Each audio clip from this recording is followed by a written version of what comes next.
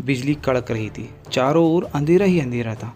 राजा गुप्त अंधेरे में अपने आप को बचाते हुए जैसे तैसे आगे बढ़ रहा था। तभी उसे आगे जंगल में एक गुफा दिखी। जब वो उस गुफा में छिपकर आराम से बैठ गया तभी उसका दिमाग चमका।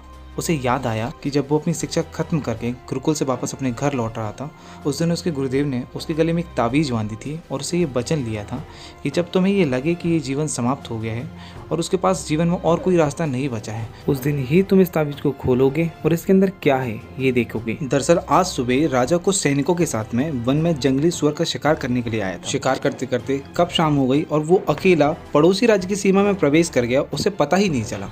दुर्भाग्य से पड़ोसी राज्य के सैनिकों को राजा वन में दिख गया। वो सैनिक उस राजा को मृत्यु के घाट उतारने के लिए उसके पीछे पड़ गए। राजा को आज वाकई लग रहा था कि ये उसके जीवन का अंतिम दिवस है। उसने अपने गले में बंधी हुई ताबीज को खोला, जिसमें से उसे एक कागज मिला जिसमें लिखा हुआ था, धैर्य रखो, ये दिन भी गुजर जाएगा, विश्वास रखो, सब कुछ ठीक हो जाएगा। ये पढ़कर राजा को बड़ा सुकून मिला।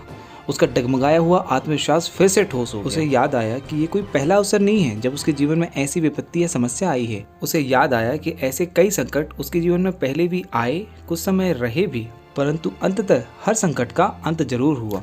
देर सवेर ही सही, पर हर समस्या का समाधान अवश्य मिला। रात कितनी भी गहरी या काली क्यों न हो, सूर्य अवश्य निकलता है, सवेरा अवश्य होता है। उसे समझ आ गया कि गुरुदेव उसे यह समझाना चाह रहे थे कि विपत्ति कितनी भी जटिल या बड़ी क्यों न हो, पर उसका अंत अवश्य होता है। मनुष्य यदि अपनी हिम्मत न हारे, धैर्य व अपने आत्मविश्वास को न खोए, तो वह हर परिस्थिति में, हर संकट में न केवल अपना अस्तित्व बनाए रख सकता है, बल्कि सूझबूझ से उस समस्या का समाधान ढूंढकर विजेता भी बन सकता है। और उस दिन भी यही हुआ। राजा ने शांति से पूरी रात उस गुफा में गुजारी। तब तक पड़ोसी राज्य के सैनिक भी थक हार करके अपने राज्य को लौट गए थे और राजा ने सुबह निकलकर अपने राज्य की ओर प्रस्थान कर दिया।